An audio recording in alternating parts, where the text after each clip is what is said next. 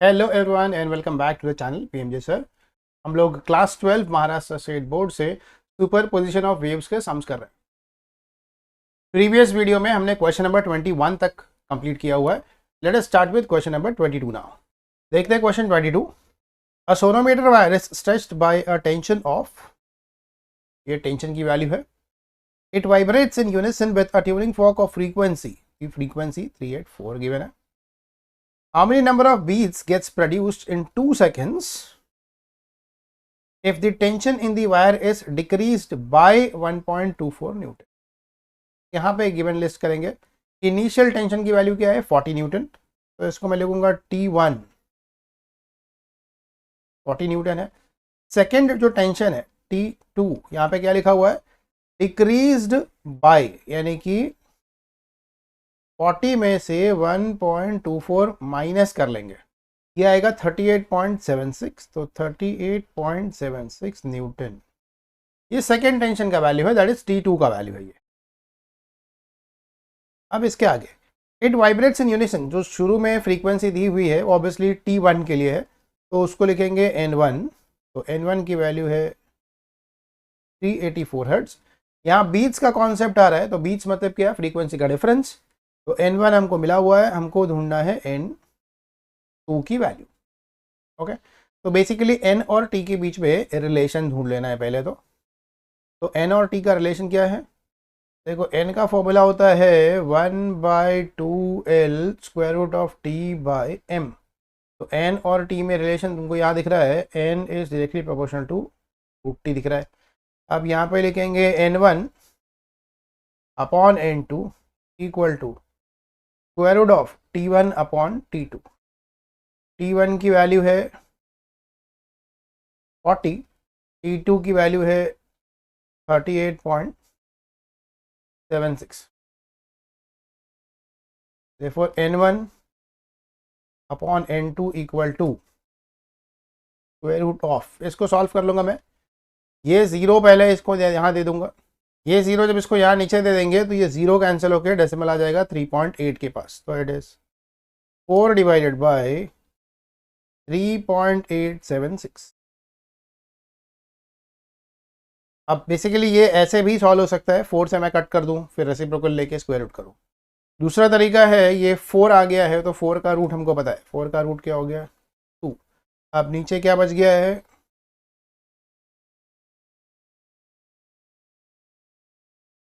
तो ये 2 आ गया ऊपर। डिनोमिनेटर में 3.876, तो ये स्क्वायर रूट के टेबल से इसका स्क्वायर रूट ले लेंगे।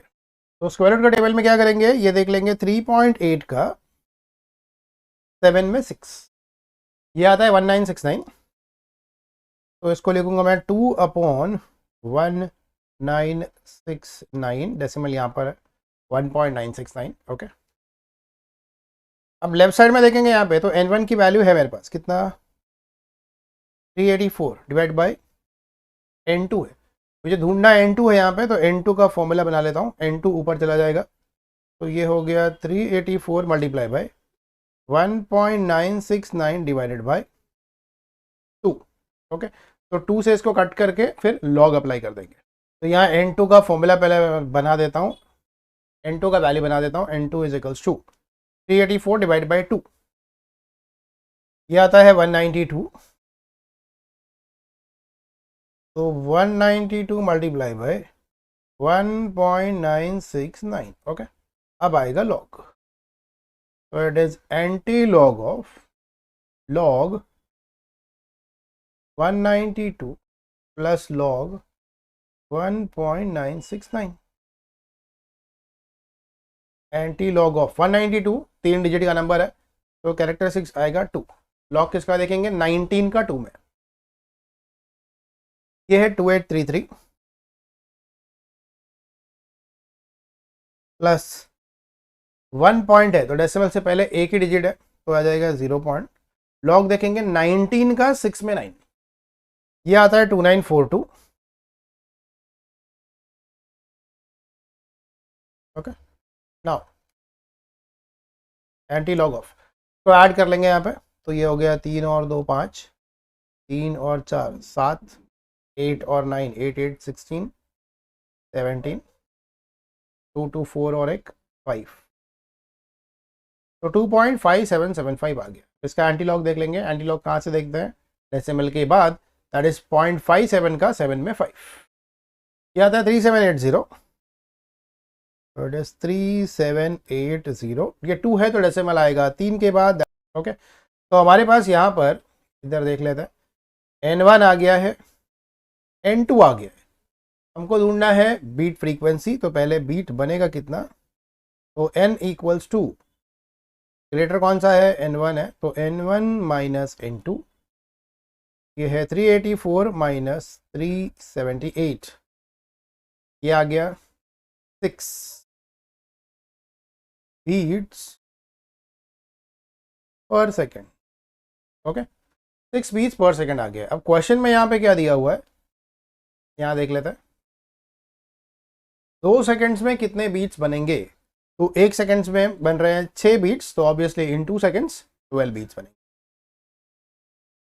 तो इन 2 सेकेंड्स कितने बीट्स बनेंगे? 12 बीट्स आर फॉर्म्ड। ओके, देख लेते हैं नेक्स्ट क्वेश्चन। देखते हैं question 23। A sonometer wire of length, तो ये लेंथ की वैल्यू गिवन है, is stretched by a weight of, mass given है, fundamental frequency of vibration is, frequency की वैल्यू गिवन है, calculate linear density small m ढूंढना है। तो यहाँ पे देखेंगे लेंथ की वैल्यू है 0.5 मीटर, मास जो हमने अप्लाई किया है मतलब कैपिटल M, वो है 5 kg, फ्रीक्वेंसी की जो वैल्यू है वो है 100 हर्ट्ज। ढूंढना है यहाँ पे लीनियर डेंसिटी, लीनियर डेंसिटी का मतलब है स्मॉल m ढूंढना है। तो जो फॉर्मूला है हमारा वो है n equals to 1/2l square root of t/m। ये m ढूंढना है तो क्या करेंगे, स्क्वायर कर लेंगे, n square is equals to 1/4l square, यहाँ पे आ जाएगा t/m। तो m का फॉर्मूला क्या बन गया, m is equals to t/n square 4l square. t की वैल्यू क्या होती है, m इंटू जी, तो m की वैल्यू क्या है 5 multiply by 9.8 divided by n square, n है 100, तो it is 100 multiply by 100 into 4 into l square, l square है 0.5 मल्टीप्लाई बाय 0.5।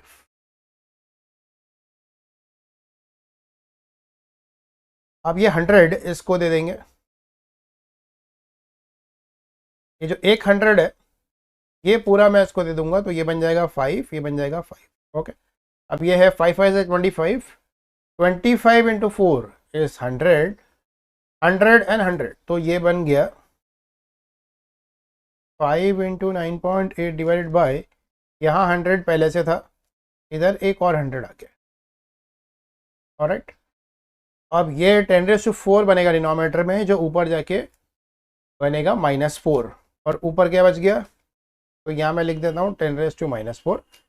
9.8 को 5 से मल्टीप्लाई कर लेते हैं, ये दोनों मल्टीप्लाई करने पे आता है 49, तो ये हो गया 49 10⁻⁻⁴।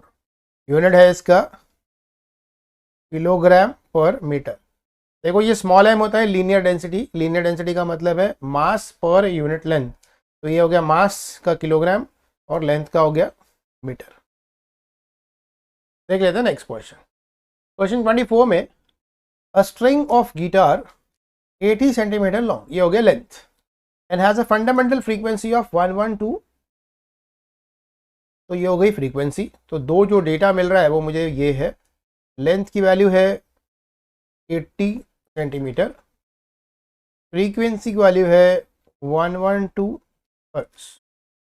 अब आगे, if the guitarist wishes to produce a frequency of 160 hertz, where should the person press the string? तो पहला फ्रीक्वेंसी है 112 जब लेंथ है 80, नेक्स्ट फ्रीक्वेंसी मालूम है मुझे कितना, 160 हर्ट्ज, और उसके लिए हमको ढूंढना है लेंथ का वैल्यू। तो फ्रीक्वेंसी और लेंथ का रिलेशन देख लेंगे यहाँ पे, तो it is N1 L1 equals to N2 L2। Okay, यहाँ से ढूंढना है हमें L2, तो L2 का फॉर्मूला है N1 L1 upon N2। N1 की वैल्यू है 112 मल्टीप्लाई बाय L1 है 80। अब ये 80 सेंटीमीटर है याद रखो, तो आंसर भी सेंटीमीटर में आएगा। N2 का वैल्यू है 160। ये 0 और ये 0 कैंसिल हो गया, 8182 तो नीचे आ गया 2, तो इट इज 112 डिवाइडेड बाई 2, तो 2 से डिवाइड कर लेंगे तो ये बन जाएगा, ये आ गया 56।